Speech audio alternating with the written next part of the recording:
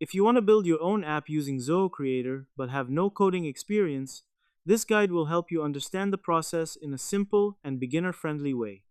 Zoho Creator is a low-code platform that allows you to create custom apps for managing data, automating workflows, and improving business processes. In this video, I'll walk you through the essential steps so you can get started without any confusion. First, go to the Zoho Creator website and sign into your account using your email and password.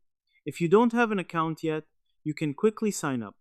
Once you're inside the dashboard, click on Create New App to begin. Now you will see options like starting from scratch, using a template, or importing data. If you are a beginner, it's a good idea to choose a template based on your use case, such as inventory management, customer tracking, or project management.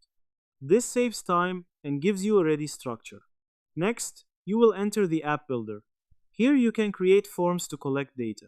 Drag and drop fields like text, number, date, and drop down into your form. Customize each field based on your requirements. After creating forms, you can set up workflows to automate actions. For example, you can send email notifications when a form is submitted or update certain fields automatically. This helps reduce manual work. You can also create reports to view and analyze your data.